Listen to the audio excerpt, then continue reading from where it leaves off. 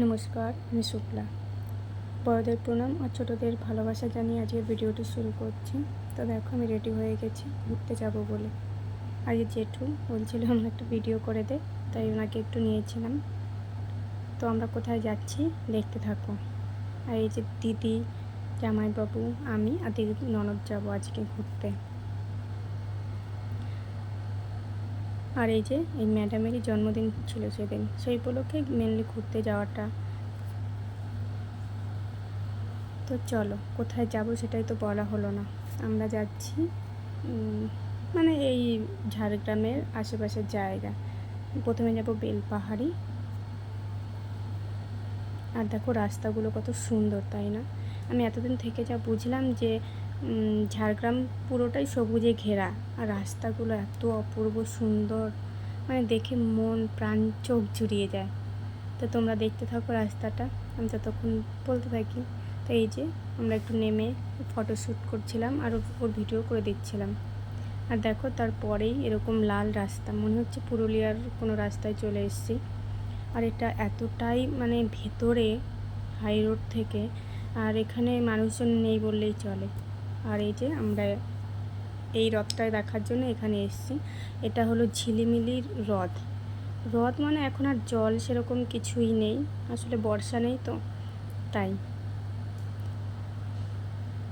আর হ্রদটা নাকি আগে বোটিং হতো, এতটাই জল ছিল। তো আমাদের দেখা হয়ে গেছে, এবার যাচ্ছে অন্য একটা স্পটে। আর আমি হাত দিয়ে গাছগুলোকে ধরার চেষ্টা করছিলাম। আর এই যে দেখো, এখানে আর্মি ক্যাম্প আছে নাকি জানি না, আর আর্মি দেখলাম তাই ভাবলাম একটু ভিডিও করে নিই। আর ওনারাও ভিডিও করতে বলছিল।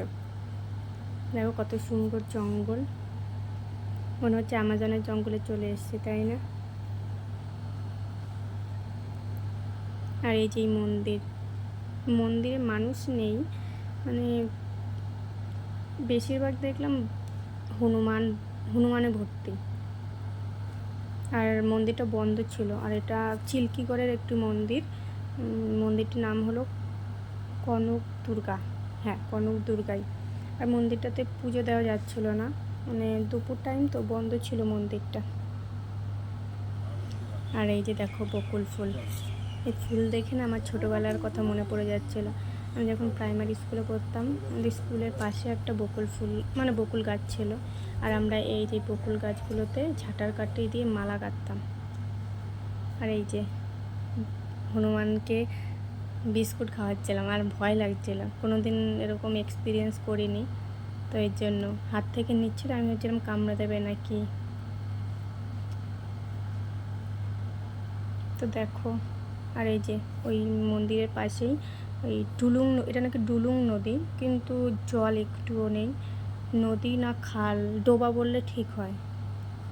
আসলে এখন তো সেরকম বর্ষা হয় না, এর জন্য হয়তো শুকিয়ে গেছে জল। আর অনেক ওই অত দূর দেখতে পাচ্ছ, তত দূর ওরকম জল থাকে। আর এইখানে একটু ভিডিও করছিলাম আমি জল নিয়ে, এই আর কি। চলো এবার বাড়ির দিকে যাওয়া যাক।